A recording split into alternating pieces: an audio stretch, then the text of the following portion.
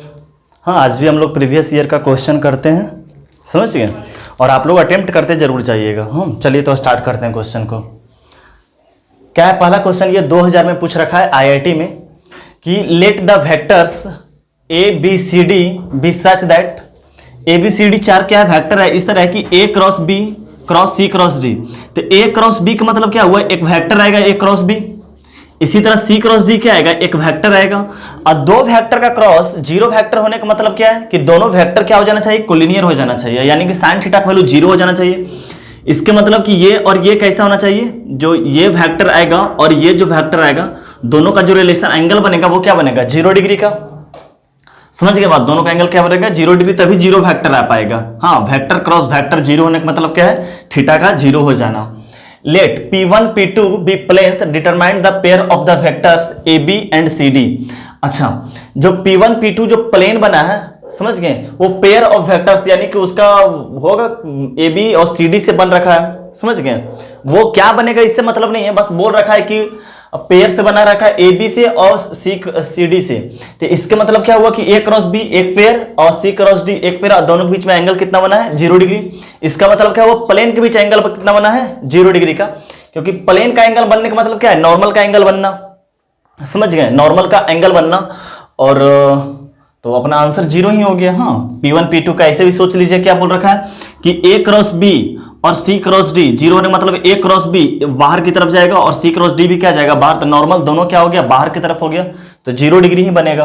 हाँ, तो अपना प्लेन भी P1 ABCD से ही बन रखा है, तो नॉर्मल के बीच में ये एंगल कितना बन गया, 0 डिग्री बन गया। ये देखिए IIT 2004 का क्वेश्चन है, इसको देख लीजिएगा। क्या है, let P be the plane passing through this, इस पॉइंट से तो पास कर रहा, तो बड़ा तेजी से हम लोग क्या लिख सकते हैं, इक्वेशन ऑफ प्लेन लिख सकते हैं। तो हम लोग लिख देते हैं एंड पैरेलल टू, वो जो प्लेन है L1 एंड L2 के क्या है, पैरेलल है, जिसका direction ratio this and this है। तो बनाते हैं हम लोग, सबसे पहले लिखते हैं equation of plane.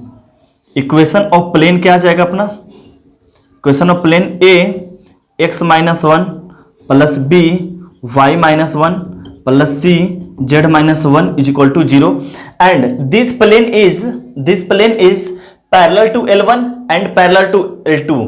That means normal of this plane perpendicular to this and perpendicular to this. इसका मतलब क्या हुआ कि आपका कि normal perpendicular to L1 and normal perpendicular to L2। इसका मतलब क्या आ गया, I J और K, और इसका नाम पर क्या आ जाएगा अपना 1 0 -1, डायरेक्शन रेशियो ही है 1 0 और -1, इसके नाम पर क्या आ जाएगा -1 1 0। जब इसको सॉल्व करेंगे तो आ जाएगा अपना डायरेक्शन रेशियो 1 1 1। तो इक्वेशन ऑफ प्लेन क्या आ जाएगा अपना, इक्वेशन ऑफ प्लेन क्या करेंगे, यहाँ 1 1 1 रख देंगे, तो इसका मतलब क्या आ जाएगा, x plus y plus z, x plus y plus z, और ये कितना आ जाएगा, यहाँ तो 1 ही है, तो -1 -1 इस तरफ जाकर क्या हो जाएगा अपना 3। तो इक्वेशन ऑफ प्लेन आपका ये आ चुका है, इक्वेशन ऑफ प्लेन। इसके बाद क्या बोल रखा है कि if A B C are the points at which P intersect the coordinate axis, find the volume P intersect the coordinate axis,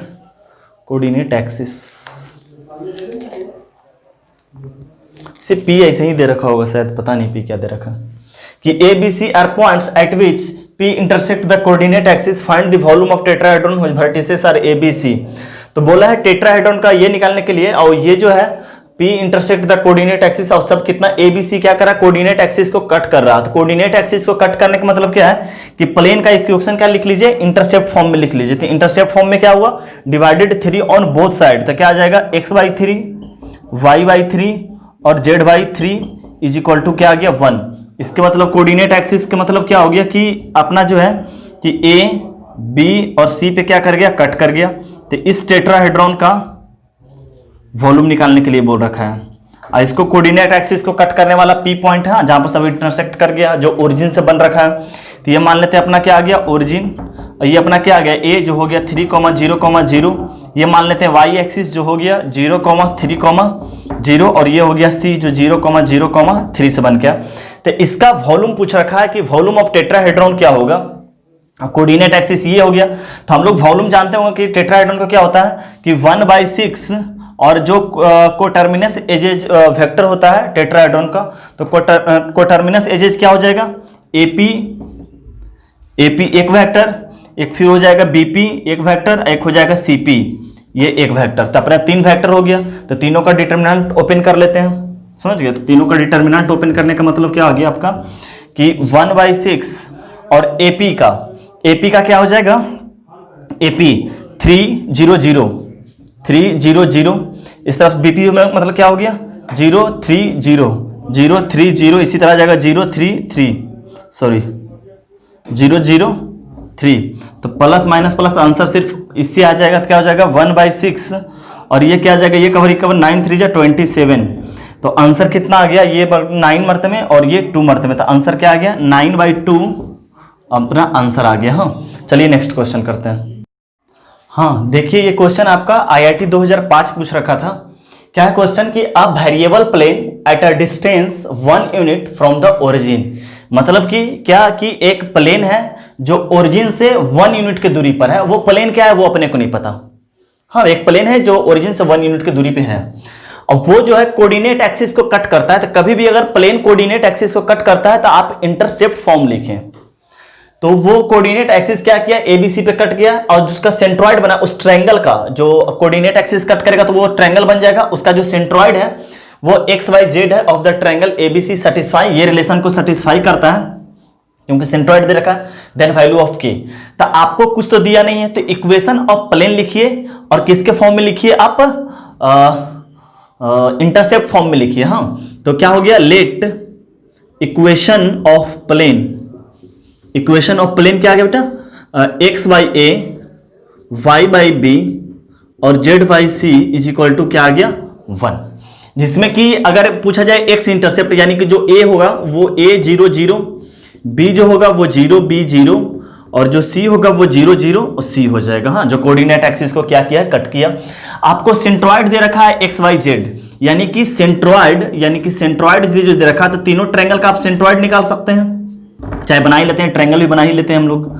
हाँ यानी मान लीजिए ये हो गया, ये और ये आपको कट किया है, ये मान लेते हैं a 0,0,0, ये मान लेते हैं b 0,b,0 और ये मान लेते हैं आपका c 0,0,c। सेंट्रॉइड मान लेते हैं कहीं यहाँ पे होगा सेंट्रॉइड, जो d होगा XYZ दे रखा है अपने का। तो अपने का जो XYZ हो गया अपने का वो किसके बराबर है, ये XYZ सेंट्रॉइड दे रखा है। जब ट्रायंगल के अनुसार जो सेंट्रॉइड होगा क्या आता है, this plus this divided by 3। समझ गए, सेंट्रॉइड क्या आ जाएगा, this plus this divided by 3 क्या आ जाएगा a/3 b/3 और क्या आ जाएगा बेटा c/3। तो क्या आएगा, ये इसके बराबर आ जाएगा। तो a का वैल्यू क्या आ गया 3x, b का वैल्यू भी क्या आ गया 3y और c का वैल्यू क्या आ गया 3z। इसको क्या करते हैं, इक्वेशन ऑफ प्लेन में क्या कर देते हैं, पुट कर देते हैं। यानी कि a का वैल्यू क्या आ गया, a का वैल्यू क्या आ गया 3x, a का वैल्यू क्या आ गया 3x। तो यहां पर क्या आ गया, a का वैल्यू 3x कहां गया a स्क्वायर 9x स्क्वायर। अच्छा यहां पर तो a स्क्वायर है ना। अच्छा हाँ यहाँ पे, अच्छा सॉरी क्या कर दिए, थोड़ा सा पॉज करना। हाँ तो आपका क्या करते हैं कि ए बी सी का वैल्यू आ गया तो इक्वेशन ऑफ प्लेन इसके फॉर्म में लिख सकते हैं। लेकिन उससे पहले क्या करते हैं कि ये वाला कंडीशन यूज करते हैं, ओरिजिन से जो दूरी दे रखा है प्लेन का फिर उसमें पुट कर लेंगे आपका। चाहे आप पुट करके ओरिजिन से दूरी निकाल लें या पहले ओरिजिन से दूरी निकाल कर पुट करें, दोनों बात सेम है। समझ गए। तो हम ओरिजिन से इस प्लेन का दूरी निकाल लेते हैं। तो इस प्लेन का ओरिजिन से दूरी क्या आएगा, हम लोग क्या बोलते हैं कि पॉइंट को क्या कीजिए सेटिस्फाई करवा दीजिए। तो डिस्टेंस तो 1 दे रखा है, डिस्टेंस 1 दे रखा, इस पॉइंट से क्या ओरिजिन से सेटिस्फाई करना मतलब 0 + 0 + 0 और ये इस तरफ आ जाएगा तो क्या आ जाएगा -1। अंडर रूट क्या आता है कि आता है a² + b² + c²। a b c क्या आता था x y z का कोफिशिएंट। तो x का कोफिशिएंट क्या है 1/a, क्या आ गया 1/a² + 1/b² + 1/c²। ये इस तरफ चला गया, समझ गए। तो क्या आ जाएगा 1/a² + 1/b² + 1/c² is equal to क्या आ जाएगा, इस तरफ से मॉड से बाहर आ जाएगा 1, स्क्वायरिंग बोथ साइड कर लिए। तो 1/a² + 1/b² + 1/c² is equal to 1। अब क्या कर लेते हैं, आपको वही बता रहे थे कि आप वहां पुट कर लीजिए यहां पुट कर लीजिए, दोनों बात सेम ही था। तो a का वैल्यू 3x, तो यहां पर क्या आ जाएगा 9x²। बी का वैल्यू 3y, तो यहाँ आ जाएगा 9y स्क्वायर, यहाँ पर आ जाएगा 1/9z square is equal to 1। तो यहाँ से आपका क्या आ जाएगा, अगर मान के चलिए कि 9 को कॉमन ले लेते हैं तो इस तरफ ये उड़ के चला जाएगा, तो क्या आ जाएगा 1/x square plus 1/y square plus 1/z square is equal to 9। Therefore k का वैल्यू जो हो गया वो 9 हो गया। ये आंसर हो गया अपना। हाँ चलिए आगे बढ़ते हैं। हाँ ये भी आपका एडवांस का ही क्वेश्चन पूछ रखा है, समझ गए। क्या है, find the equation of plane containing the line this and at a distance this. अच्छा ये क्या बोल रखा है, find the equation of plane बोल रखा है कि एक इक्वेशन ऑफ प्लेन निकाल लीजिए containing the line this and this. अब देखिए कंटेनिंग लाइन का बात कर रहा है और दे रखा है प्लेन का इक्वेशन। इसका मतलब क्या हुआ कि जो इन दोनों का कॉमन लाइन है वो लाइन के बारे में बोल रखा है, कहीं पर पॉइंट ऑफ इंटरसेक्शन का बात नहीं किया है, लाइन ऑफ इंटरसेक्शन का बात नहीं किया है।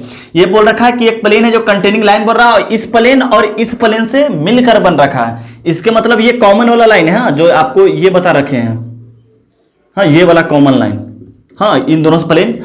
और वो जो लाइन है जो इसके पास थी, इसके मतलब क्या हुआ कि इससे इस लाइन से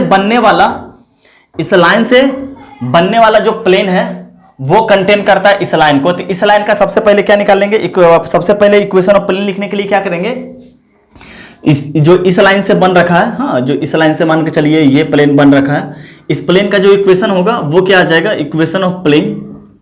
इक्वेशन ऑफ जो प्लेन आएगा वो क्या आएगा, P1 plus lambda P2 is equal to क्या आ जाएगा 0। तो P1 के नाम पर क्या आ जाएगा 2x minus y plus z minus three, एक ये हो गया, प्लस लेमडा P2 के नाम पर आ जाएगा 3x plus y plus z minus 5 is equal to 0। इसको लेमडा टर्म में लिख लेते हैं तो क्या आ जाएगा 3 लेमडा प्लस 2x, फिर क्या आ जाएगा प्लस लेमडा माइनस 1 वाई, इस क्या आ जाएगा z प्लस 1 लेमडा, और इस तरफ माइनस 3 इस तरफ से माइनस 5 कॉमन ले लिए तो 5 lambda plus 3 is equal to 0। ये आ गया equation of plane in terms of lambda. और ये जो प्लेन है इस पॉइंट से 1y इस दूरी पे, हाँ तो मान लेते हैं कि ये प्लेन ये है, हाँ मान लेते हैं कि ये वाला जो प्लेन है ये है, ये वाला प्लेन, समझ गए। और इस पॉइंट से बात करें, उस पॉइंट का नाम देते हैं 2 1 -1, और इसका दूरी हाँ मानते हैं m, ये जो दूरी है वो 1/√6 है। तो लिख लेते हैं डिस्टेंस इक्वल टू 1/√6 दे रखे हैं। तो इस पॉइंट से क्या बोलते हैं कि पॉइंट को क्या कीजिए, सेटिस्फाई करवा दीजिए। तो सेटिस्फाई करवाने का मतलब क्या है, इस तरफ आ जाएगा यहाँ 2, यहाँ 1 और यहाँ -1। तो यहाँ 2 आने का मतलब क्या है कि मॉडुलस में 6 लेमडा प्लस 4, यहाँ पे 1 आने का मतलब क्या है कि प्लस लेमडा -1 ही आ जाएगा। यहाँ -1 आने का मतलब क्या है कि यहाँ -1 आने का मतलब माइनस लेमडा और -1, और ये तो रहेगा ही 5 लेमडा प्लस 3, और अंडर रूट क्या आ जाएगा आपका, अंडर रूट क्या आ जाएगा 3 लेमडा प्लस 2 का होल स्क्वायर, हाँ a square plus b square ये होता है ना, और क्या आ जाएगा लेमडा -1 का होल स्क्वायर, और आपका आ जाएगा लेमडा प्लस 1 का होल स्क्वायर, होल स्क्वायर। अब क्या करते हैं, इसको सिंपलीफाई करके लेमडा का वैल्यू निकाल लेना है। तो क्या आ जाएगा 6 लेमडा, एक 7 लेमडा, ये लेमडा टर्म में माइनस लेमडा और -5 लेमडा, -6 लेमडा और 7 लेमडा -6 लेमडा, यानी कि सिर्फ क्या बच गया, लेमडा बच गया। कांस्टेंट टर्म में 4, अच्छा ये भी माइनस है ना, माइनस और -5 और प्लस 4, यानी कि simple -1 divided by under root 9 lambda square क्या आ जाएगा 11 लेमडा स्क्वायर, यहां से क्या आ जाएगा 12 लेमडा -2 लेमडा और +2 लेमडा, +2 लेमडा -2 लेमडा कैंसिल, तो यहां सिर्फ क्या बच जाएगा 12 लेमडा, और कांस्टेंट में क्या बच गया 4 1 1, यानी क्या बच गया 6। इसको क्रॉस मल्टीप्लीकेशन करके ले जाएंगे, इस तरफ आ जाएगा, तो क्या आ जाएगा आपका क्रॉस मल्टीप्लीकेशन करते हैं 11 lambda square plus 12 lambda plus 6, और इस तरफ क्या आ जाएगा 6 और लेमडा -1 का होल स्क्वायर, यानी कि इस तरफ ले जाकर क्या कीजिए स्क्वायरिंग बोथ साइड, तो √6 का हो गया 6। अब इसको सॉल्व कर लीजिएगा तो जो लेमडा का वैल्यू है वो आ जाएगा आपका 0 आ जाएगा, एक आ जाएगा -24/5। तो आंसर आपका क्या आ जाएगा, एक वक्त तो लेमडा का वैल्यू 0 रखिएगा, तो ये वाला पूरे खत्म होकर सिंपल इतना इज इक्वल टू 0 अपना आंसर हो जाएगा। और दूसरा जो आंसर होगा लेमडा का स्थान में क्या करेंगे -24/5 एलसीएम लेकर कर लीजिएगा, वो दो आंसर जो आएगा अपना प्लेन का इक्वेशन हो जाएगा। चलिए तो आगे बढ़ते हैं। ये भी आपका एडवांस का ही क्वेश्चन है, समझ गया। क्या है कि let a b vector, a एक वेक्टर है जो पैरेलल है line of intersection of plane P1 and P2, यानी कि जो ए वेक्टर है, जो ए एक वेक्टर है वो किसके पैरेलल है? Line of intersection P1 and P2, यानी ए जो पैरेलल है वो Cl का है। समझ जाना बात क्या बोल रहा है कि a b a vector parallel to line of intersection of plane P1 and P2, यानी कि इस लाइन के पैरेलल है, इस लाइन के पैरेलल है ए। समझ गए, Cl के पैरेलल है, यानी जैसे Cl निकल जाएगा वो उसी ए का डायरेक्शन रेशियो तेरे पास लग जाएगा। समझ गया, तो लिख लेते हैं ए इज पैरेलल टू Cl, मतलब समझता होगा कि common line of P1 and P2। अब देखना क्या बोल रखा है कि थ्रू ओरिजिन, हाँ, P1 is parallel to the vector this. P1 जो है पैरेलल इस वेक्टर के है, पैरेलल यानी कि P1 यानी कि ये आपका क्या है? प्लेन है। समझ रहा है, ये प्लेन, और ये जो पैरेलल है इस वेक्टर के पैरेलल है, इस वेक्टर के क्या है? पैरेलल है। समझ गए, इस वेक्टर के क्या है? पैरेलल। एंड क्या है? अच्छा, P1 is parallel to this and this. समझ गया, दो वेक्टर के क्या है?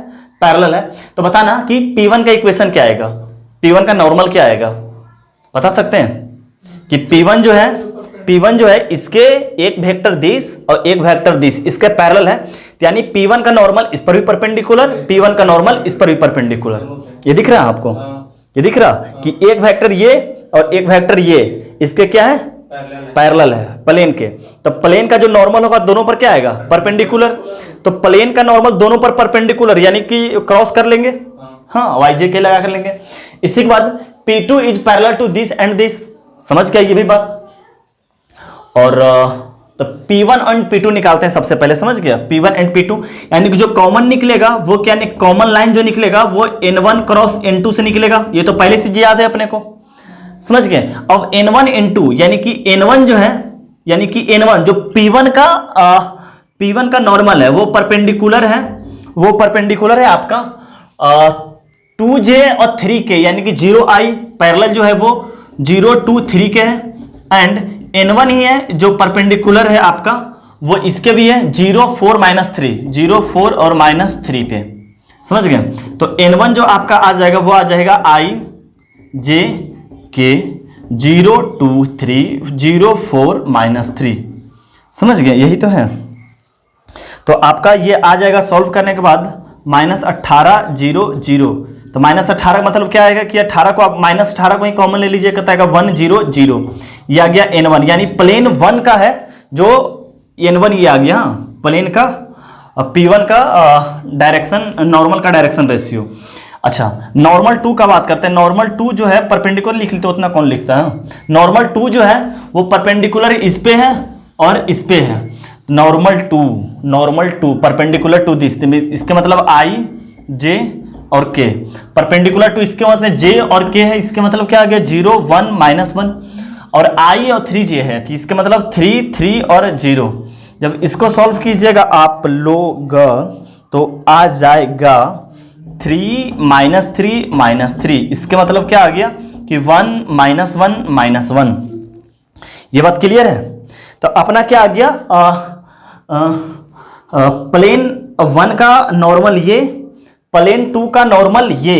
तो Cl अपने निकालने का मतलब क्या आ गया कि Cl जो हो गया वो आ गया आपका IJ और K, और ये क्या आ गया 1 0 0, और वो क्या आ गया 1 -1 -1। जब इसको आप लोग सॉल्व कीजिएगा तो आ जाएगा 0 1 और -1। समझ गए ये। तो जो Cl है वही A भी हो जाएगा।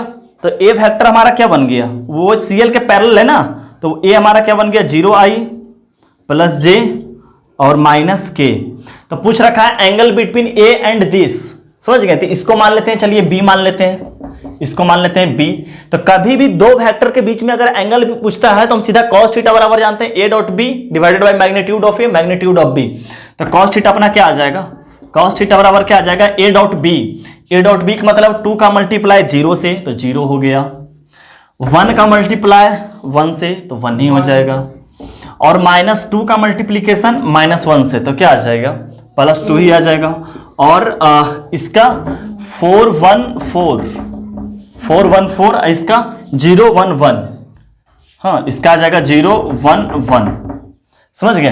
तो ये से 3 कैंसिल हो गया, देखो ना 3 से 3 तो बच गया क्या, 1/√2, तो थीटा इक्वल टू क्या हो गया 45 डिग्री, समझ गए। तो आंसर आपका हो जाएगा π/4। चलिए आगे बढ़ते हैं। हाँ ये क्वेश्चन ये भी एडवांस का है, स्टेटमेंट टाइप का क्वेश्चन पूछा था और 4 ऑप्शन भी दे रखा था, समझ गए। क्या है क्वेश्चन कि consider the plane this and this, 2 plane को कंसीडर किया गया है। तो स्टेटमेंट 1 क्या बोल रहा है कि the parametric equation of line of intersection of the given planes are this this this, समझ गए। The parametric equation of line of intersection of the given planes, यानी कि line of intersection of the given planes का मतलब क्या हुआ कि line of एक लाइन बन के आएगा। अब वो लाइन को इस फॉर्मेट में दिया है, समझ गए, इस फॉर्मेट में क्या दिया है, लाइन को दे रखा है। यानी कि इस फॉर्मेट में देने का मतलब क्या है कि t का वैल्यू क्या आएगा, x - 3 डिवाइड बाई 14, यहां से t का वैल्यू क्या आएगा, y - 2 डिवाइडेड बाई 2, यहां से t का वैल्यू क्या आ गया कि z/15। तो स्टेटमेंट 1 को सॉल्व करते हैं सबसे पहले। हाँ ये तो समझ में आ गया कि the parametric equation of line of intersection of the given planes are this, intersection of plane यानी कि लाइन का इक्वेशन दे रखा है मनी मन। तो t यहां से क्या आ गया कि x - 3 डिवाइडेड बाई 14, ये भी t का वैल्यू है, और देखिएगा ये भी t का वैल्यू है, y - 2 डिवाइडेड बाई 2, ये भी t का वैल्यू है, और ये भी t का वैल्यू है z/15, ये भी क्या है t का वैल्यू है, समझ रहा। तो इसका बोल रहा है कि क्या ये पास कहां से कर रहा है, सबसे पहली बात ये पास कहां से कर रहा है। अच्छा z जो है पास कहां से कर रहा है, वो 0 से देखो ना, ये 3 से पास कर रहा है, ये 2 से पास कर रहा है, और ये कहां से पास कर रहा है 0 से। 1 मिनट थोड़ा सा,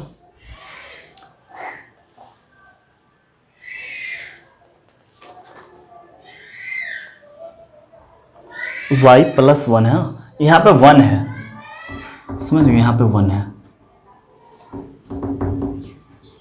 यहाँ 1 है, समझ गए। तो ये हो गया, समझ गए, ये पास कहां से कर रहा। तो ये जो पासिंग पॉइंट है वो क्या है, पासिंग पॉइंट जो है वो क्या है 3, 1 और 0, समझ गए। यानी कि z का वैल्यू क्या हो गया 0, तो प्लेन में रखते हैं z का वैल्यू 0, तो देखते हैं x और y का वैल्यू क्या आता है। अगर यही वैल्यू आ गया 3 और 1 आ गया तो मतलब स्टेटमेंट 1 क्या है, सही है, समझ गए बात को। स्टेटमेंट 1 क्या है, सही है, क्योंकि यही दोनों से बन के आया है ना, तो वो यहां से पास ही करना चाहिए। अगर z का वैल्यू 0 रख देते हैं, और ऐसे भी जानते हैं कि अगर कोई ट्रिवल पॉइंट निकालना रहता है तो z को 0 कर दीजिए। तो z को 0 करते ही क्या जाएगा आपका 3x - 6y = 0, और यहां से क्या आ जाएगा 2x + y = क्या आ जाएगा 5। जब दोनों को सॉल्व करते हैं, समझ गए, जब दोनों को सॉल्व करते हैं तो x का वैल्यू 3 आता है और y का वैल्यू क्या आ जाता है -1 आता है। जब सॉल्व करते हैं तब x का वैल्यू 3 और y का वैल्यू -1, जबकि y का वैल्यू कितना आना चाहिए था 1 और z तो 0 है ही है, तो x का वैल्यू 3 थी, यानी कि इसका वैल्यू क्या आ गया 3 -1 और 0, जबकि क्या है 3 1 0, यानी कि स्टेटमेंट 1 जो है वो क्या है फॉल्स है। क्लियर है ये बात को। अच्छा स्टेटमेंट 2 सॉल्व करते हैं कि the vector this is parallel to the line of intersection of the given planes. ये क्या बोल रहा है कि ये जो है ये क्या है प्लेन के लाइन ऑफ इंटरसेक्शन का पैरेलल है, यानी कि लाइन ऑफ इंटरसेक्शन यानी CL का बात कर रहा है। तो CL को सॉल्व कर लेंगे तो क्या आ जाएगा I J, ओके, और नॉर्मल का क्रॉस, तो 3 - 6 - 2, 3 - 6 और -2, और 2 1 - 2, 2 1 - 2, तो प्लस माइनस प्लस सॉल्व करेंगे तो आ जाएगा 12, 12 माइनस ये तो हो जाएगा 14, और यहाँ से माइनस करेंगे तो -6 और +4 -2, और इसके कारण आ जाएगा 2, और ये कवर आ जाएगा 3, और प्लस ये जाएगा 15, तो 14 2 15। हाँ है, स्टेटमेंट 2 क्या है सही है। तो आंसर क्या हो गया, statement 1 is false, statement 2 is true. चलिए आगे बढ़ते हैं। हाँ देखिए, ये आपका पैराग्राफ का क्वेश्चन था, और आपका 12 नंबर का एक क्वेश्चन था IIT के अंदर, 1 2 3 और तीनों 4 नंबर का था, और 12 नंबर का, और आप भी चाहें तो 12 नंबर उठा सकते हैं। बहुत आसान क्वेश्चन है। सबसे पहले आप इसको जरूर बनाइए, किसी और को बनाए होंगे या ना, सबसे पहले इसको जरूर बनाइएगा, उसके बाद ही मेरा सोल्यूशन बनाइएगा। समझ गए बात को, ठीक है, तो स्टार्ट करते हैं। क्या है, पैराग्राफ है, 2 लाइन दे रखा है, समझ में आ ही रखा है। बोल रखा है पहला क्या कि the unit vector perpendicular to both L1 and L2, the unit vector perpendicular to L1 और L2 पर ऐसा यूनिट वेक्टर बताइए जो L1 पर भी परपेंडिकुलर है और L2 पर भी परपेंडिकुलर है। समझ गए, एक ऐसा जो L1 पर परपेंडिकुलर है, L2 पर परपेंडिकुलर, तो इसका मतलब क्या आ गया, 2 परपेंडिकुलर होने का मतलब जानते हैं दोनों का क्रॉस IJK, और क्या आ जाएगा 3 1 1, इस पर परपेंडिकुलर होने का मतलब क्या है, लाइन का डायरेक्शन रेशियो पर परपेंडिकुलर होना, और 1 2 3, जब इसको जब सॉल्व कर लेंगे तो क्या आ जाएगा आपका, ये कवर 3 - 2 यानी कि I, इसके बाद आ जाएगा यहां तो माइनस आ जाएगा, प्लस माइनस प्लस, इसके बराबर क्या आ जाएगा 9 - 1 8 यानी कि -8, आज लिख देते हैं, ये तो -1 और 3 1 2, अच्छा गलती लिख दिए, 3 1 2, यहां पे शायद 2 होगा, समझ गए, सही बात, तो 1 2 3 यहां पे 2 है, बट यहाँ पे 2 है, समझ गए आप, तो जो बना रहा होगा वो भी गलती कर दिया होगा। हाँ, यहाँ 2 है, समझ गए, यहाँ क्या है आपका 2 है, तो क्या आ जाएगा, इसको जब सॉल्व कीजिएगा 3 1 2 और आपका आ जाएगा आपका आ जाएगा -1 -7 और आ जाएगा आपका 5, समझ गए। तो इसका बोल रहा है यूनिट वेक्टर, तो इसका यूनिट वेक्टर क्या आ जाएगा कि -I -7J और +5K, और अंडर रूट क्या आ जाएगा, इसी का मैग्नीट्यूड तो क्या आ जाएगा 1 49 और 25 का 75, तो 75 कितना आ जाएगा, 75 को 5√3 लिख सकते हैं, इसका मतलब -1 -7 और 5, और तो ये अपना आंसर क्या आ जाएगा B, समझ गए बात को।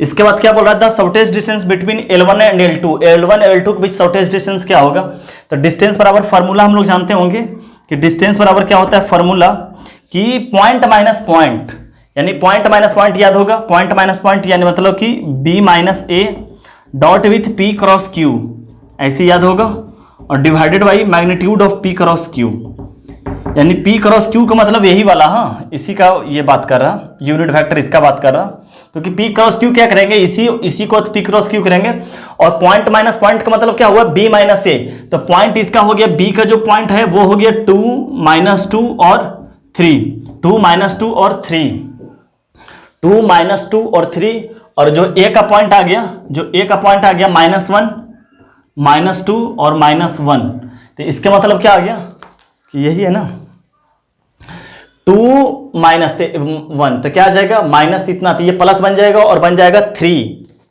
तो आ जाएगा 3I, और दिस माइनस दिस, तो ये तो 0 बन जाएगा, हाँ माइनस करेंगे प्लस आ जाएगा 0, तो आ जाएगा 0J, और क्या आ जाएगा दिस माइनस दिस, तो बन जाएगा +4K, और P क्रॉस Q का मतलब तो यही आ जाएगा, हाँ यही आ जाएगा आपका, आ जाएगा -I -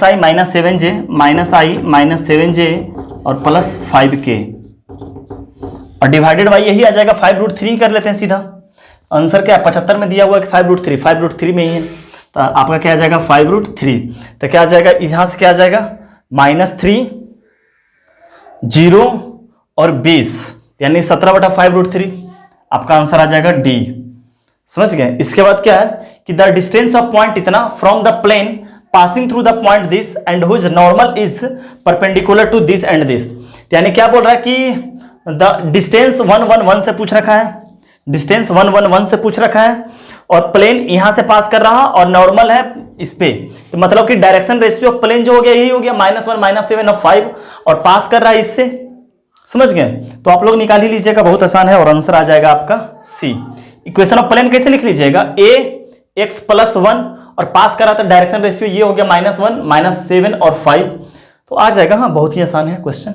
तो सर ऐसा नहीं है कि क्वेश्चन टफ ही सब पूछा जाता है, हम लोग बोले बार बार आपको कि 35% ही IIT में बनाना रहता है, ऐसे ज्यादा बना दें आप उससे कोई फर्क नहीं पड़ता, बट इतना में सिलेक्शन हो जाता है, तो अपने चुन चुन के बना लेना है, जो जो आसान क्वेश्चन है सिर्फ उसी को बना लेना है, समझ गए, सही। तो आगे बढ़ते हैं,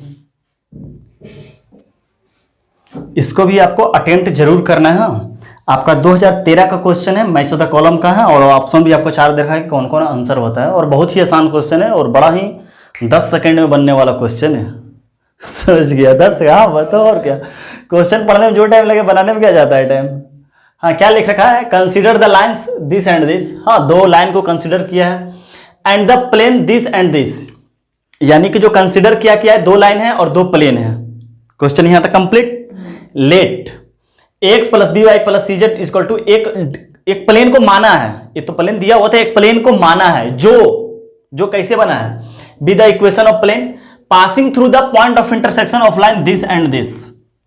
पास कहां से कर रहा है, वो जो प्लेन को माने वो पास कहां कर रहा है, इन दोनों के पॉइंट ऑफ इंटरसेक्शन से। तो आपको पॉइंट ऑफ इंटरसेक्शन निकालने बड़ा अच्छा से आता है, समझ गए। दो लाइन का पॉइंट ऑफ इंटरसेक्शन निकालने आता है कैसे, दोनों का मान लेंगे लेमडा, एक म्यू मान लेंगे, दोनों का जनरल टर्म लिखकर दोनों बराबर बराबर खेल लेना है, फिर लेमडा म्यू को तीसरा में जो सेटिस्फाई कर जाएगा तो पॉइंट ऑफ इंटरसेक्शन पता चल जाएगा कि हाँ पॉइंट ऑफ इंटरसेक्शन होता है, और पॉइंट ऑफ इंटरसेक्शन निकाल लेना है, समझ गए।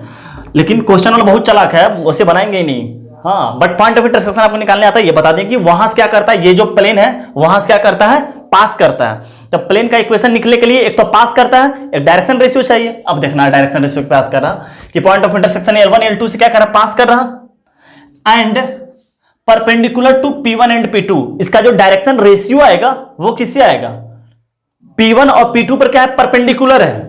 P1 और P2 पर परपेंडिकुलर है, P1 और P2 पर परपेंडिकुलर है, इसके मतलब कि नॉर्मल दोनों पर परपेंडिकुलर है उसका। जो इसका जो नॉर्मल है, इसका जो नॉर्मल है वो क्या है, P1 के नॉर्मल पर परपेंडिकुलर है, इसका जो नॉर्मल है P2 के भी परपेंडिकुलर पे नॉर्मल है, यानी कि इसका जो नॉर्मल आएगा, इसका जो नॉर्मल आएगा, इसका जो नॉर्मल आएगा वो आ जाएगा आई जे के और क्या आ जाएगा 712 35 माइनस 6। हाँ, जब इसको सॉल्व कर लीजिएगा तो आ जाएगा -16, 48 और 32, तो 16 कॉमन ले सकते हैं, तो आ जाएगा -1, 3 और 2। तो यही तो अपना डायरेक्शन रेशियो हो गया, जो ए बी सी का वैल्यू आ गया। तो ए का वैल्यू कितना आ गया, -1, अच्छा तो +1 का टर्म में दे रखा है ना, तो माइनस कॉमन ले लेते हैं इससे, तो क्या आ जाएगा 1 -3 और -2 हो जाएगा। तो ए का वैल्यू कितना हो गया, ए का वैल्यू 1, यानी कि ए का हो गया, माने पी का हो गया 3, पी का हो गया 3, अरे पी का हुआ ना 3, बी का वैल्यू कितना आया है -3, यानी क्यू का वैल्यू हो गया 2, क्यू का वैल्यू हो गया 2, सी का वैल्यू कितना है -2, सी का वैल्यू -2, यानी कि आर का वैल्यू हो गया डी, आर का वैल्यू हो गया डी, और डी का वैल्यू क्या है अपने को पता नहीं, वो तो पास ऑफ इंटरसेक्शन से पास करेगा, लेकिन इतना ही से आंसर आ जाएगा। ऑप्शन ऐसा दे रखा है, आईआईटी वाला दिया था कि बस इतना ही से कड़क हम लोग खेल लेंगे। ऐसे तो आपको पता है कि डायरेक्शन रेशियो तो ही आता है ना, डायरेक्शन रेशियो तो एबीसी का वैल्यू हो चुका है। तो देखते हैं, पी का वैल्यू 3, क्यू का वैल्यू 2, आर का वैल्यू 4, अच्छा ये 4 है ना, अरे आर का वैल्यू ये 4 है ना, और एस का वैल्यू क्या है 1, तो होगा ही, यही तो होगा। बाकी तो 3 को तो मैच खा गया ना, पी का वैल्यू 1, ये तो हो ही नहीं सकता है। देखो ये भी कैंसिल, कोई 2 ये बराबर नहीं ना दे रखा है, वो चेक करते हैं। पी का वैल्यू 3, हाँ सही है, क्यू का वैल्यू 2, ये भी सही है, और आर का वैल्यू 1 दे दिया, जबकि आर का वैल्यू कितना होना चाहिए, 4 होना चाहिए, समझ गया। तो ये भी गलती, पी का वैल्यू 2, क्यू का वैल्यू 4, ये भी गलती, तो 100% यही सही होगा, समझ गया। तो इतना बनाने के हम बोले थे कि 10 मिनट, इसको सॉल्व करने में कितना टाइम लगता, हम लोग को समझाने में टाइम लग गया ना, इसको सॉल्व करने में कितना टाइम लगता, चुटकी से 10 सेकंड में बन गया।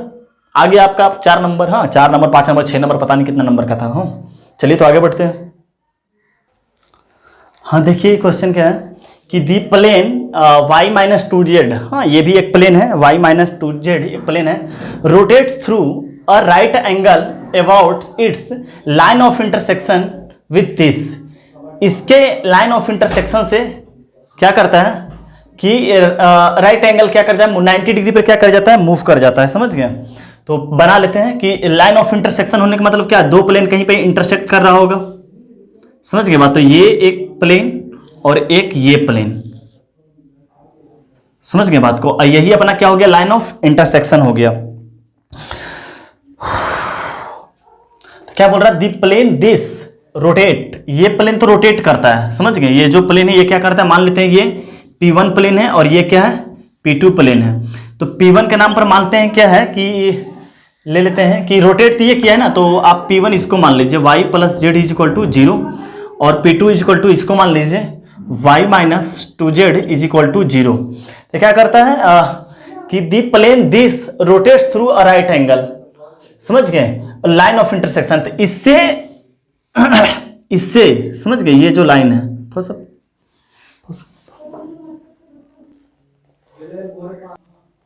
हाँ देखिए, आपको क्या बता रहे थे कि P2 के रिस्पेक्ट में क्या आएगा, प्लेन क्या बदल जाएगा। हाँ, P2 के रिस्पेक्ट में क्या है, इसी का तो है ये, इसके रिस्पेक्ट में क्या था 90 डिग्री, यानी कि इस प्लेन से 90 डिग्री क्या कर गया, मूव कर गया, और इस प्लेन से एक मान चलिए और प्लेन बन गया, ये प्लेन जो है, और इसके बीच का जो एंगल है वो है कितना 90 डिग्री, समझ गए, इससे इसके बीच का क्या है एंगल 90 डिग्री, समझ गए बात को, इससे रोटेट कर गया। तो ये मान लेते हैं कि P3 है प्लेन, जो P3 अपने को क्या करना है, फाइंड आउट करना है।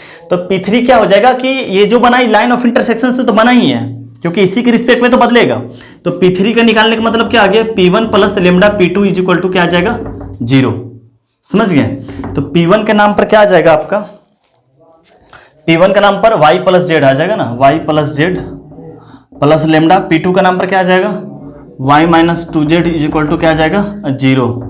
तो आ जाएगा आपका लेमडा, ये y x तो है ही नहीं, x तो है ही नहीं, तो क्या आ जाएगा लेमडा प्लस 1y, और z के लिए क्या आ जाएगा -2, और यहाँ से 2, तो यहाँ से आ जाएगा -2 plus 1z is equal to क्या आ जाएगा 0।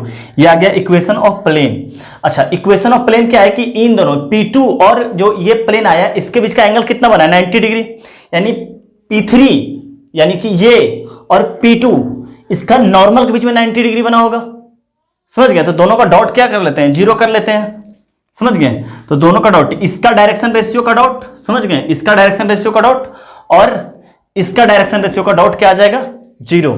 तो इसका डायरेक्शन रेशियो क्या आ जाएगा लेमडा प्लस 1, और इसका सॉरी यहाँ तो एक तो पहले ले लेते हैं कि 0 आ गया, हाँ 0, इसका डायरेक्शन रेशियो 0 जो x से बन रखा है, और ये x से बनने वाला ये भी 0 ही है, हाँ ये भी 0 ही है, तो कोई फर्क भी नहीं पड़ा। हाँ, तो क्या आ जाएगा लेमडा प्लस 1 y, और y इज इक्वल टू इसके के लिए क्या है 1, और इसके लिए क्या है प्लस -2 लेमडा प्लस 1, और इसके लिए क्या है direction ratio -2 is equal to क्या आ जाएगा आपका 0, समझ गए। तो लेमडा का वैल्यू आ जाता है आपका 1/5 शायद, हाँ लेमडा का वैल्यू आ जाएगा 1/5। तो आप पुट करके देख लीजिएगा कौन सा ऑप्शन मिलता है। चलिए आगे बढ़ते हैं अपना। हाँ देखिए, इस क्वेश्चन को अच्छा क्वेश्चन है और आसान ही क्वेश्चन है। क्या है कि a ray of light is sent through the point इतना, यानी कि अ रे इंसिडेंट कहाँ से हुआ है 1 2 3 से, और रिफ्लेक्टेड हुआ है XY प्लेन से, और जो रिफ्लेक्टेड पास हुआ है वो हुआ है यहाँ से। तो पहले प्लेन बना लेते हैं, समझ गए, ये प्लेन बना लिए XY प्लेन, XY प्लेन ही है ना, हाँ XY प्लेन, और एक इंसिडेंट रे आया है, रिफ्लेक्ट हुआ इससे और यहाँ पहुँच गया है। तो यानी कि P पॉइंट जो हो गया अपना वो क्या हो गया 1 2 3, और जो Q पॉइंट हुआ जो पास कर गया रिफ्लेक्ट होकर वो कर गया है 3 2 5 से। तो पूछ रखा है कि इसका इक्वेशन क्या आएगा, समझ गए, इसका इक्वेशन क्या आएगा जब इससे रिफ्लेक्ट होता होगा। तो थोड़ा सा देखिए, आपको वेक्टर 3D अगर नंबर बहुत ज़्यादा उठाना है, हर एक क्वेश्चन ही बना लेना है, तो आपका 2D का कंसेप्ट भी बहुत ज़्यादा इंपॉर्टेंट है आपका 2D के कंसेप्ट में। और इसको और प्लेन बढ़ा लीजिए बड़ा, हाँ ताकि और ज़्यादा ये आ जाएगा, समझ गए। तो 2D का कंसेप्ट भी बहुत ज़्यादा इंपॉर्टेंट है। तो 2D का कंसेप्ट में आपको बताए होंगे कि कैसे इस लाइन का इक्वेशन अगर निकालना है, तो आपको 2D में भी लाइन का इक्वेशन निकालने के लिए 2 पॉइंट का जरूरत है, और 3D में भी इक्वेशन ऑफ लाइन निकालने के लिए 2 पॉइंट का जरूरत है। तो आपको इसका निकालने बोला था, क्या करते हैं, इसको आपको बताए होंगे इस टाइप का क्वेश्चन, समझ गए। इसको आगे बढ़ा लेते हैं और इसको भी आगे बढ़ा लेते हैं। तो देखे होंगे कि इसका जो इमेज बनेगा, इमेज जो इसका बनेगा यहाँ पर मानते हैं P', वो इसी पर इमेज बन जाएगा इसका, समझ गए, इसी पे इसका क्या बन जाएगा इमेज बन जाएगा। तो अच्छा, तो इसका इमेज क्या आप निकालना जानते हैं, इमेज भी निकालना जानते हैं, समझ गए। तो XY प्लेन में क्या है कि इसका जो XY प्लेन से रिफ्लेक्ट होकर बनेगा, समझ गए, ये XY प्लेन है। तो XY मान के चलिए कि XY प्लेन ही हमारा मिरर है, मान के चलिए यही हमारा कॉपी जो है XY प्लेन है। तो यहाँ जो पॉइंट है इससे रिफ्लेक्ट होगा, फिर भी वही पॉइंट दिखाई देगा XY में। तो XY में क्या हो जाएगा, ये 1 2 का 1 ही 2 दिखाई देगा, समझ गए। और जेड में क्या आ जाएगा, यहाँ 3 है तो यहाँ पर क्या दिखाई देगा -3 दिखाई देगा। तो अपने को 2 पॉइंट मिल गया है, समझ गए, अपने को क्या हो गया 2 पॉइंट मिल गया। तो एक पॉइंट से किसी से पास करवा दिए, मानते हैं इससे पास करवा देते हैं, तो क्या आ जाएगा x -3 is equal to y minus two is equal to z minus 5 और डायरेक्शन रेशियो लिख लेते हैं। तो डायरेक्शन रेशियो क्या आ जाएगा, दिस माइनस दिस तो आ जाएगा 2, दिस माइनस दिस तो आ जाएगा 0, दिस माइनस दिस यानी कि +8। ये अपना क्या आ जाएगा, आंसर आ गया, समझ गए। जेड माइनस 5 डिवाइडेड बाई 8 ही होगा ना, यहाँ 5 है यहाँ +3 तो 8 ही होना चाहिए, यहाँ बट 4 क्यों है, माइनस माइनस तो प्लस हो गया ना, चलिए सही है। हाँ आगे, हाँ सो हम लोग का क्वेश्चन यहीं तक है सर। हाँ तो हम लोग को एक लेक्चर और प्रीवियस ईयर का आपका रहेगा, समझ गए, बस एक लेक्चर और रहेगा प्रीवियस ईयर का। तब तक के लिए उसमें हम क्वेश्चन 2019 तक का सॉल्व कर देंगे, अभी 19 का क्वेश्चन तो नहीं लिए हैं, ठीक है सब। तब तक के लिए बाय बाय टाटा। मॉर्निंग सर, आपका ये जो क्वेश्चन है 2015 एडवांस का है, आप लोग जरूर से जरूर एक बार अटेम्प्ट जरूर कीजिएगा, उसके बाद ही मेरा सॉल्यूशन मिलाइएगा। क्या है क्वेश्चन की R3 consider the planes P1 y is equal to 0 एक प्लेन है, P2 क्या है x plus z is equal to 1, let P3 भी ए प्लेन है। एक P1 और P2 तो प्लेन दे रखा है, एक P3 प्लेन है जो डिफरेंट फ्रॉम P1 P2, दोनों क्या है P1 और P2 से अलग, विच पासेस थ्रू, जो P3 है वो पास करा intersection of P1 and P2, intersection of P1 और P2 से पास होने वाला प्लेन क्या आ जाएगा, P1 plus lambda P2 equal to 0। If the distance of the point this from P3 is 1, हाँ एक गिवन भी दे रखा है कि जो P3 प्लेन आएगा वो इस पॉइंट से 1 मीटर पे क्या है, यूनिट पे क्या है दूरी है। तो हम लोग सबसे पहले लिख लेते हैं P3, तो P3 के नाम पर क्या आ जाएगा, P1 plus lambda P2 is equal to क्या आ जाएगा आपका 0। तो P1 के नाम पर क्या आ जाएगा y और lambda x plus z minus 1 is equal to 0।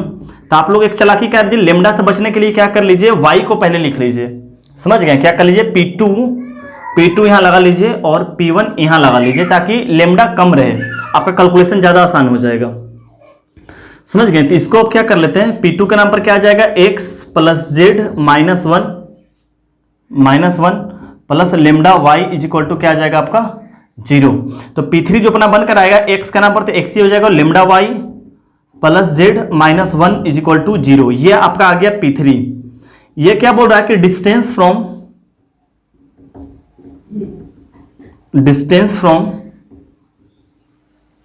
0 1 0 is 1, इसका डिस्टेंस 1 है। तो क्या होता है, इसका मतलब कि 1 इज इक्वल टू क्या आ जाएगा कि पॉइंट को क्या करते हैं, सेटिस्फाई कर देते हैं। तो पॉइंट को सेटिस्फाई करने का मतलब 0, यहां पे लेमडा ये 0 और -1, तो क्या आ जाएगा सिंपल लेमडा -1 और कोफिशिएंट का क्या करते हैं स्क्वायर, तो इसका मतलब क्या आ जाएगा 1 प्लस लेमडा स्क्वायर और यहां भी क्या आ जाएगा 1, तो इसका मतलब क्या आ जाएगा, इसको जब क्रॉस मल्टीप्लीकेशन करेंगे तो क्या आ जाएगा under root 2 plus lambda square is equal to modulus lambda -1। अब क्या कर लेते हैं, स्क्वायरिंग बोथ साइड करते हैं, क्या आ जाएगा 2 प्लस लेमडा का स्क्वायर और इस तरफ क्या आ जाएगा लेमडा स्क्वायर माइनस 2 लेमडा और प्लस 1, तो क्या आ जाएगा लेमडा स्क्वायर से लेमडा स्क्वायर कैंसिल, इसको इस तरफ लेते आ जाते हैं तो 2 लेमडा -1 इज इक्वल टू क्या आ जाएगा, सॉरी 2 लेमडा ये -1 तो आते हैं, क्या बन जाएगा +1, तो लेमडा का वैल्यू क्या आ गया -1/2, तो लेमडा का वैल्यू -1/2 आते हैं। P3 हम लोग का बिल्कुल दिखाई दे रहा है आपका क्या कि P3 जो है जाए लेमडा का वैल्यू, सॉरी यहाँ रख लेते हैं यहाँ, तो क्या आ जाएगा -1/2 करते हैं, क्या आ जाएगा x प्लस जेड, सॉरी क्या कर लेते हैं 2 को एलसीएम ले लेंगे तो सब क्या आ जाएगा 2 टाइम्स मल्टीप्लाई हो जाएगा, तो क्या आ जाएगा आपका 2x plus 2z minus 2 times multiply हो जाएगा और यहाँ क्या लिख रखा है कि -1 हो जाएगा, 2 से 2 और 2 से जाकर 0 हो जाएगा, तो यहाँ पर सिंपल क्या आ जाएगा -y इज इक्वल टू 0। इसको अच्छा से लिख लेते हैं, क्या आ जाएगा 2x minus y plus 2z minus 2 is equal to 0। ये आ गया इक्वेशन ऑफ प्लेन, और ये इक्वेशन ऑफ प्लेन जो आया है, अब क्या बोल रहा है कि and the distance of point alpha beta gamma from P3 is 2। Alpha beta gamma से क्या है कि ये 2 मीटर के दूरी पे है, 2 यूनिट के दूरी पे है, समझ गए अल्फा बीटा गामा से। तो हम लोग लिख लेते हैं, हम लोग क्या कर लेते हैं कि अल्फा बीटा गामा से डिस्टेंस फ्रॉम क्या आ जाएगा अल्फा बीटा गामा इज 2, तो क्या करते हैं 2 इज इक्वल टू ये सेटिस्फाई हो जाएगा यहाँ, तो क्या आ जाएगा modulus 2 alpha minus beta plus 2 gamma minus 2 under root क्या आ जाएगा आपका आ जाएगा 414 4 1 4 1 4। तो इस तरफ क्या आ जाएगा आपका 6 आ जाएगा, इस तरफ 3, तो इस तरफ क्या आ जाएगा 6, और मॉडुलस खोलेंगे तो प्लस माइनस 6 आ जाएगा। समझ गए? तो हम लोग सीधा लिख लेते हैं क्या कि 2 alpha minus beta plus 2 gamma minus 2 is equal to 6। एक ले लेते हैं कि 2 alpha minus beta plus 2 gamma is equal to minus 6, sorry इस तरफ कर लेते हैं minus 2 is equal to minus 6। तो हम लोग का आंसर क्या आ गया 2 alpha minus beta plus 2 gamma, इस तरफ आ जाएगा माइनस 8 इज इक्वल टू 0, इस तरफ आ गया 2 alpha minus beta plus 2 gamma, और ये इस तरफ आ जाएगा प्लस 6 यानी कि 4 इज इक्वल टू 0। तो देख लीजिए आंसर कौन आ रहा है 2 alpha minus beta plus 2 gamma plus 4 is equal to 0, यानी बी हो गया।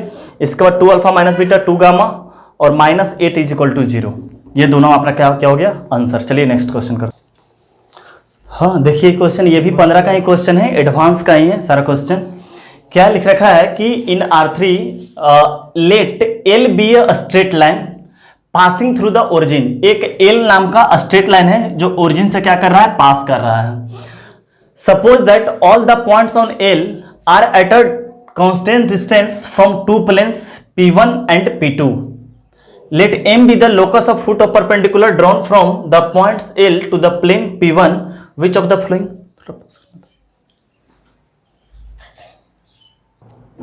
हाँ देखिए क्वेश्चन क्या बोल रखा है कि ओरिजिन से तो पास कर रहा, और क्या बोल रहा है कि suppose that all the points on L, जो L आप स्ट्रेट लाइन निकालिएगा उसका हर एक point are a constant distance from two planes P1 and P2।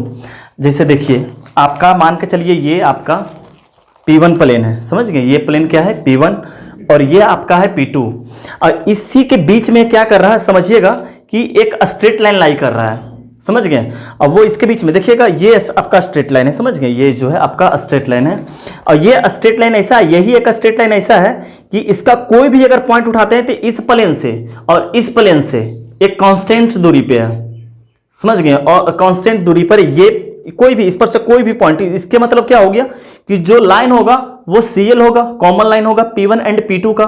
तो इसके मतलब उसका डायरेक्शन रेशियो निकाल सकते हैं। समझ गए कितना अच्छा बात बोल रखा है कि suppose that all the points on L are at a constant distance from two planes P1 और P2 से क्या कांस्टेंट दूरी पे है, समझ गए? तो वो लाइन ऐसे ही दोनों से P1 और P2 से कांस्टेंट दूरी पर है, तो वो लाइन ये 100% यही वाला लाइन होगा, समझ गए बात को? यही लाइन होगा 100%। तो इसके मतलब क्या हो गया कि डायरेक्शन रेशियो ऑफ CL क्या हो गया अपना, हाँ अपना निकाल लेते हैं कि direction ratio of L, direction ratio of L या इसी को क्या बोल रखे, यही तो अपना क्या बन गया CL बन गया, तभी कांस्टेंट दूरी पे है। इसके मतलब क्या आ गया I J और K, और क्या आ जाएगा P1 के नाम पर 1 2 -1 1 2 -1, और इसके नाम पर 2 -1 और 1 2 -1 और 1। हाँ तो जब इसको सॉल्व कर लीजिएगा तो अपना जो डायरेक्शन रेशियो आ जाएगा वो आ जाएगा 1 -3 और -5, ये आपका डायरेक्शन रेशियो आ गया। तो इक्वेशन ऑफ L कितना आ गया, इक्वेशन ऑफ L अपना ओरिजिन से पास कर रहा है तो क्या आ जाएगा x - 0 और 1 y + 3, सॉरी y - 0 ही ना, y - 0 डिवाइडेड बाई -3 और z - 0 डिवाइडेड बाई -5, ये आ गया L का इक्वेशन। इसके बाद क्या बोल रखा है ध्यान से देखिएगा, कांस्टेंट दूरी इतना है। इसके बाद कि let M be the locus of foot of perpendicular, M जो पॉइंट है वो फुट ऑफ परपेंडिकुलर है, ड्रॉन फ्रॉम L, ड्रॉन कहां से किया गया है L के पॉइंट से ड्रॉन किया, हाँ कोई L के पॉइंट से, तो L का पॉइंट तो अपने को पता ही नहीं है, ये तो पता है ओरिजिन से पास कर रहा बट पता नहीं पॉइंट कौन पॉइंट से बोल रखा है पास करने के लिए, बोल रखा है कि ओरिजिन से पास कर रहा, नहीं तो जनरल पॉइंट मानेंगे, हाँ लेमडा टर्म में जनरल पॉइंट्स मानेंगे, और P1 पे क्या गिराएंगे उसका फुट ऑफ परपेंडिकुलर, तो देखेंगे कौन सेटिस्फाई का। बहुत ही आसान क्वेश्चन आया था 15 के अंदर, समझ गए? तो मान लेते हैं ये आपका P1 प्लेन है, समझ गए? आपका जो P1 प्लेन है आपका आ गया ये कि x + 2y - z + 1 is equal to क्या है 0, और मानते हैं ये लाइन का पॉइंट होगा जनरल पॉइंट, समझ गए? तो जनरल पॉइंट मान लेते हैं, वो आपका मान लेते हैं P, तो P क्या आ जाएगा जनरल पॉइंट, क्या आ जाएगा देखिएगा बताइएगा, लेमडा -3 लेमडा -5 लेमडा, जब इसको लेमडा के बराबर मानेंगे तो क्या आ जाएगा लेमडा -3 लेमडा और -5 लेमडा, और इसको मानते हैं M एक फुट ऑफ परपेंडिकुलर है जिसको मान लेते हैं x y z, तो आपको पता होगा, समझ गए? आपको पता ही होगा कि फुट ऑफ परपेंडिकुलर कैसे निकाला जाता है, समझ गए। तो फुट ऑफ परपेंडिकुलर कैसे आएगा, वो कर लेते हैं, दिस माइनस दिस, अपने पता इक्वेशन ऑफ स्ट्रेट लाइन जो बोलते थे। तो क्या आ जाएगा कि x minus lambda divided by क्या आ जाएगा 1, y प्लस 3 लेमडा 3 ना डिवाइडेड बाई क्या आ जाएगा 2, और क्या आ जाएगा z plus 5 lambda divided by -1। और यहाँ पे फुट ऑफ परपेंडिकुलर निकालने के लिए माइनस लग जाता है, इमेज निकालने के लिए -2 लगता है। तो यहाँ -1 आते हैं, इसको क्या करते हैं, इसको यहाँ सेटिस्फाई कर देंगे। सेटिस्फाई करते हैं, क्या आ जाएगा लेमडा -6 लेमडा, समझ गए। देखिए ना यहाँ पर -3 लेमडा -6 लेमडा, इसको 5 लेमडा रख दीजिएगा, -5 तो +5 लेमडा बन जाएगा, क्योंकि माइनस है ना ऑलरेडी, तो +5 लेमडा बन जाएगा, +5 लेमडा। और कांस्टेंट के नाम पर क्या बच जाएगा +1, और डिवाइडेड बाई क्या आ जाएगा a² b² c², तो क्या आ जाएगा 1 + 4 + 1। तो ऊपर जो है 5, ये लेमडा लेमडा सब कैंसिल हो जाएगा, 5x 6 लेमडा -6 लेमडा, यानी कि ओवरऑल क्या बच गया -1 डिवाइडेड बाई 6, -1/6। तो क्या आ जाएगा x minus lambda by 1, y plus 3 lambda by 2, और z plus 5 lambda -1 equal to -1/6। ये क्लियर है आपका।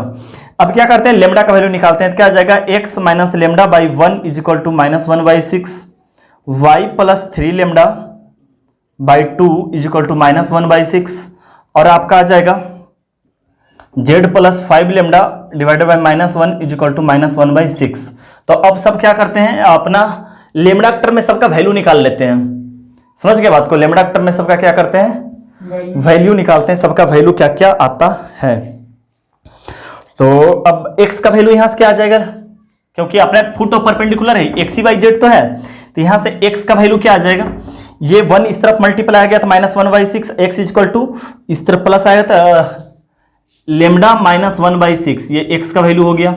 y का वैल्यू सोचते हैं, y का वैल्यू सोचने के लिए क्या है, 2 इस तरफ गए तो -1/3 आ गया 2 इस तरफ गया -1/3, और y का वैल्यू इस तरफ आ जाएगा -3 लेमडा, और ये हो गया -1/3। तो क्या आ जाएगा -3 लेमडा और -1/3, समझ गए। इसी तरह z के लिए सोच लेते हैं, तो z इक्वल टू अपना क्या आ जाएगा कि ये इस तरफ जाकर हो गया +1/6, और z इक्वल टू -5 लेमडा, तो क्या आ जाएगा -5 लेमडा और +1/6। अब ये आ गया m का कोऑर्डिनेट, हाँ m का वैल्यू आ गया लेमडा टर्म में, ये -3 लेमडा -1/3, और z इक्वल टू आ गया -5 लेमडा +1/6। और ये बोल रहा कि ये ये चारों में से कौन पॉइंट है, कौन सेटिस्फाई कर रहा, तो भाई ऑप्शन से ही चलना पड़ेगा कि लेमडा का वैल्यू क्या क्या ले, जो कि कौन कौन सेटिस्फाई कर जाता है, समझ, क्योंकि लेमडा तो रियल नंबर है, लेमडा तो कुछ भी ले सकते हैं अपन, समझ गए। लेमडा तो अपना कुछ भी ले सकते हैं ना, लेमडा तो कुछ भी ले सकते हैं। तो अब देखते हैं क्या कि इस तरफ यहाँ पे क्या लिख रखा है 0, ए ऑप्शन मिलाते हैं।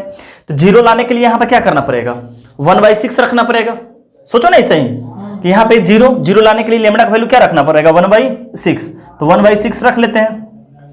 लेमडा का वैल्यू क्या करते हैं 1/6 रख लेते हैं हम लोग।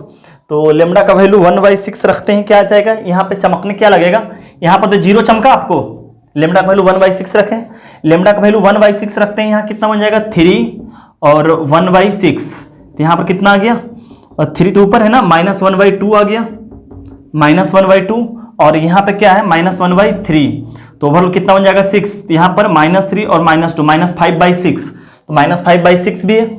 और इस तरफ लेमडा का वैल्यू 1/6 रख देंगे तो क्या आ जाएगा -5/6 और +1/6, तो क्या आ जाएगा -5 + 1 -4/6, -4/6 मतलब -2/3, यानी कि ए ऑप्शन क्या है हम लोग का सही है। एक से ज्यादा भी आंसर हो सकता है, हाँ चेक करते हैं अब क्या कि अब क्या करते हैं बी ऑप्शन चेक करते हैं। तो बी ऑप्शन में फर्स्ट के नाम पर क्या है -1/6। अब सोचिए -1/6 रखने के लिए क्या करना पड़ेगा, लेमडा का वैल्यू 0 रखना पड़ेगा। तो लेमडा का वैल्यू 0 रखते हैं तब तो पहला ऑप्शन मिल गया, लेमडा का वैल्यू यहाँ 0 रखेंगे तो -1/3 भी मिल गया, लेमडा का वैल्यू जब यहाँ रखेंगे तो 1/6 मिल गया।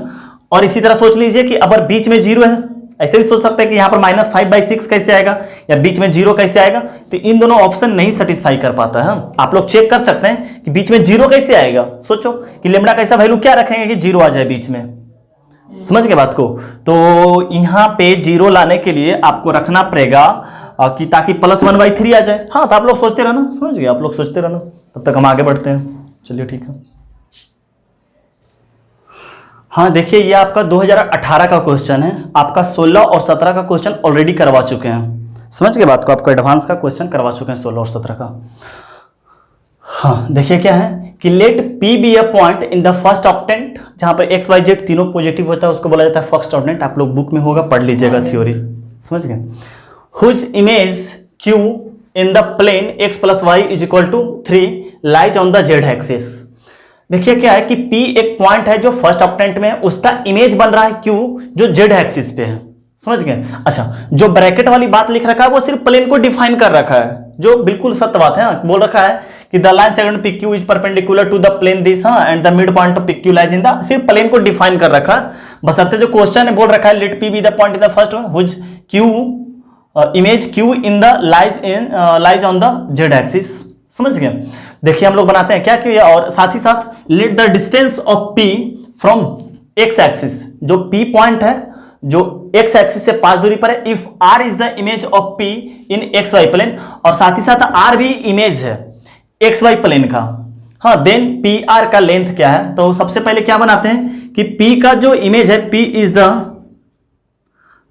द चाहे P नहीं, P be a point first quantity image Q image उसका P का Q इमेज बन रखा है, और P का इमेज भी R बन रखा है। कि मतलब इसके साफ हो गया कि R को कुछ P को कुछ मानना पड़ेगा, क्योंकि P का इमेज Q बन रहा है और P का इमेज ही क्या बन रहा है, R बन रहा है। दैट मीन्स P को मान लेते हैं कुछ, समझ गए। तो लेट P क्या है, अल्फा बीटा और गामा, समझ गए। और P का इमेज क्या बन रहा है, Q, किसके रिस्पेक्ट में, विथ रिस्पेक्ट टू किसके प्लेन के रिस्पेक्ट में बन रहा, x + y = 3, और P का ही इमेज बन रहा है R, किसके रिस्पेक्ट में, ये बन रहा है XY प्लेन के रिस्पेक्ट में।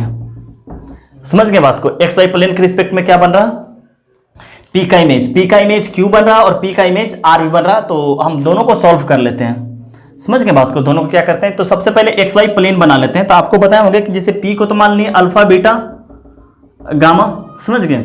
अगर मान चलते बनाते हैं XY प्लेन, ये आपका हो गया XY प्लेन, और P का इमेज बनाते हैं अल्फा बीटा और गामा, तो इसका इमेज यूं बनेगा 90 डिग्री पे।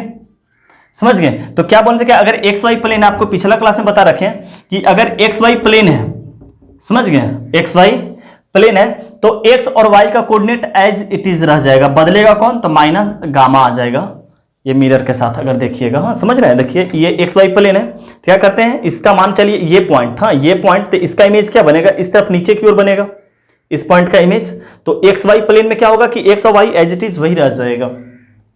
अच्छा, अब इसका देखते हैं, P का रिस्पेक्ट में बनाते हैं क्या, इमेज बनाते हैं Q lies on the Z axis, तो यही है। तो हम लोग कर लेते हैं क्या, आपका इमेज बनाने के लिए क्या कर लेते हैं कि Q lies in the image P, हाँ तो कर लेते हैं हम लोग, समझ गए। तो क्या आ जाएगा कि हम लोग बनाते हैं इमेज इसके रिस्पेक्ट में, तो क्या आएगा कि x माइनस अल्फा, और प्लेन का, अच्छा सॉरी ये x नहीं, हम लोग इमेज को Q को मान लिए इमेज, हाँ लेट Q भी मान लिए x y और z इमेज बन रहा। तो इसका मतलब क्या आ जाएगा, x minus alpha divided by 1, हाँ y minus beta divided by 1, और क्या आ जाएगा z माइनस गामा और डिवाइडेड बाई 0 आ जाएगा, क्योंकि z का है ही नहीं, और इस तरफ आ जाएगा -2, और ये पॉइंट क्या करेगा, सेटिस्फाई कर जाएगा। तो सेटिस्फाई करने का मतलब क्या है कि अल्फा प्लस बीटा, और गामा तो सेटिस्फाई ही नहीं करेगा, हाँ इसलिए -3 कर लेंगे क्यों, और यहाँ पर 0 × z होगा तो फिर कोई फर्क ही नहीं, और a² b² c², यानी कि 1 + 1 + 0। समझ के बात को, ये तो ये 2 से 2 कैंसिल हो गया, सिंपल रह गया माइनस। तो अपना क्या आ जाएगा कि x minus alpha divided by 1 = आ जाएगा माइनस अल्फा माइनस बीटा और +3। इसी तरह आ जाएगा y minus beta divided by 1 = आ जाएगा माइनस अल्फा माइनस बीटा और +3, और इसी तरह आ जाएगा z minus gamma divided by 0 = minus alpha minus beta और +3 आ जाएगा आपका। तो हम लोग Q मान लिए थे इमेज XY, तो क्या आ जाएगा, x का जो वैल्यू आएगा, अच्छा ये तो 1 इस तरफ जाकर तो कोई फर्क नहीं पड़ता, तो 1 के लिए क्या आ जाएगा, ये हटा ही दीजिए। तो अल्फा से अल्फा कैंसिल, यानी x का जो वैल्यू आया है वो 3 माइनस बीटा आ रहा है, ये सब Q का पॉइंट बन रहा है। इसी तरह ये भी हटा लेते हैं, तो और बीटा से बीटा कैंसिल हो गया, तो जो y का वैल्यू आया है वो आया है 3 माइनस अल्फा, और जो z का वैल्यू आएगा ये तो जीरो इस तरफ जाकर पूरे ओवरऑल जीरो हो गया, तो z minus gamma is equal to zero, तो z is equal to simple क्या आ जाएगा गामा। मतलब कि आपका जो आया है, अच्छा ये वाला पॉइंट अपना आर है, हाँ ये तो पॉइंट आर है जो p का इमेज बना है एक्स वाई प्लेन के, तो जो अपना q का इमेज आया है वो z एक्सिस को क्या करता है, लाई भी करता है z एक्सिस पे, समझ गए। q जो है वो क्या करता है, z एक्सिस पे क्या करता है, लाई करता है। तो हम लोग इधर ही मिटाते हैं, आप लोग अच्छा से नोट कर लीजिए इस तरफ, समझ गए। तो ये क्वेश्चन ऊपर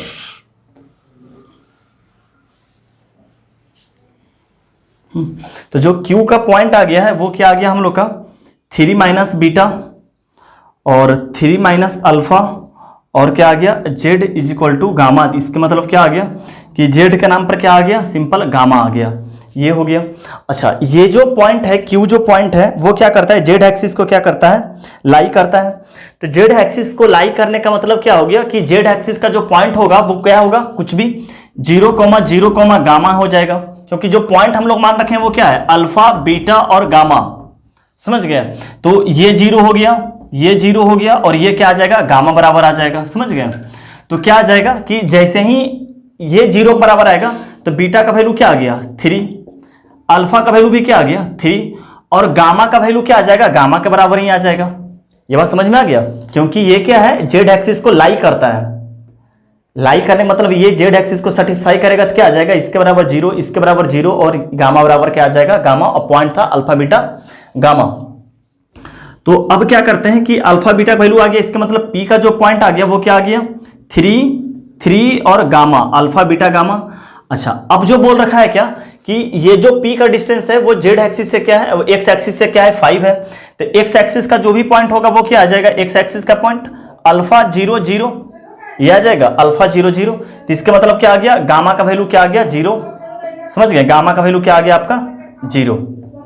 सॉरी हम लोग गलती कर ली,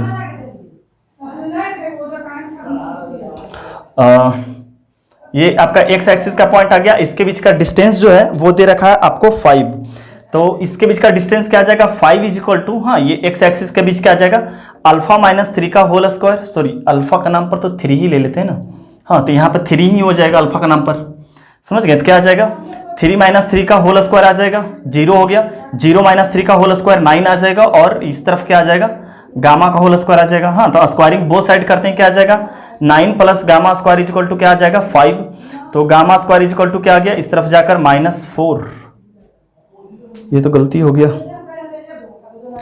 हाँ आपका ये कितना गया 0 गामा स्क्वायर, अच्छा स्क्वायरिंग बोथ साइड करते इस तरफ 25 आ जाएगा ना, इस तरफ 25, तो gamma square is equal to कितना आ गया 16, तो गामा इज इक्वल टू क्या आ गया +-4।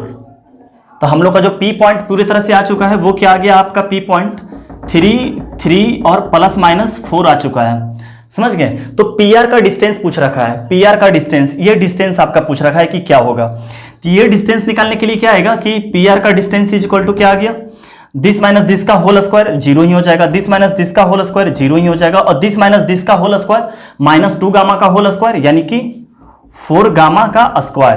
तो जब इसको बाहर निकालेंगे तो क्या आ जाएगा 2 गामा। तो अब डिस्टेंस पूछ रखा है तो गामा का वैल्यू क्या लेंगे, पॉजिटिव ही लेंगे, तो 2 × 4 मतलब क्या आ गया 8, आपका क्या आ गया आंसर आ गया, समझ गए। चलिए सर नेक्स्ट क्वेश्चन करते हैं। हेलो,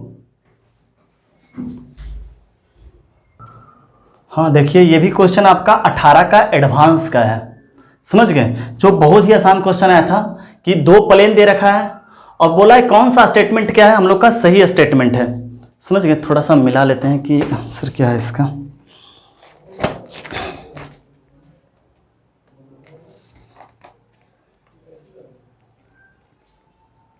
हाँ देखिए पूछ रहा है कि कौन सा स्टेटमेंट इसमें क्या है, जो आपका 4 ऑप्शन दे रखा है ABCD, चारों एक अलग अलग क्वेश्चन है जो P1 P2 के रिस्पेक्ट में दे रखा है, और बोल रखा है बहुत ही ज्यादा आसान है, समझ गए, बहुत ही ज्यादा है, 2018 का क्वेश्चन है, बहुत ज्यादा आसान क्वेश्चन है। तो इसका आंसर जो आएगा C और D क्या आता है, स्टेटमेंट जो लिखा हुआ है C और D वो क्या लिख रखा है, सही लिख रखा है, AB जो है गलती है, तो आपका आंसर C और D होगा। तो आप लोग इसको क्या कर लीजिएगा, बना लीजिएगा। और आपका जो 19 का क्वेश्चन है एडवांस का, वो ऑलरेडी हम वेक्टर के थ्रू ही करवा रखे हैं। और जो 3D का क्वेश्चन था वो बहुत खास नहीं था, बहुत आसान क्वेश्चन था, इसलिए नहीं लिए हैं। और उसको एक दो क्वेश्चन जो था वेक्टर से ही उसको बना रखे हैं, हमको पता भी नहीं था कि वेक्टर से बना दिए हैं। हम तो 3D का क्वेश्चन ढूंढ रहे हैं, 3D को कुछ क्वेश्चन था जो वेक्टर से ही बन जाता है, तो वेक्टर से ही बना रखें, तो वो ऑलरेडी आपका सॉल्व है, समझ गए। तो हम लोग को यहाँ पे 2019 तक का सोल्यूशन समाप्त होता है। तो आप लोग क्या क्या करना है कि जाकर अपना जो भी प्रीवियस ईयर का बुक है मितेम अग्रवाल को, उसको अच्छा से और सारा क्वेश्चन जो जितना जेईई मेंस का जितना एडवांस का तो सारा बना ही रखें। फिर भी अगर कुछ कुछ क्वेश्चन छूट गया है तो उसको आप क्या कर लीजिएगा, फुल्ली सोल्यूशन कर लीजिएगा उसको। और अगर इसके बावजूद भी कोई दिक्कत होता है तो आप मैसेज करके बता दीजिए, उसका वीडियो सोल्यूशन आपको हम सेंड कर देंगे।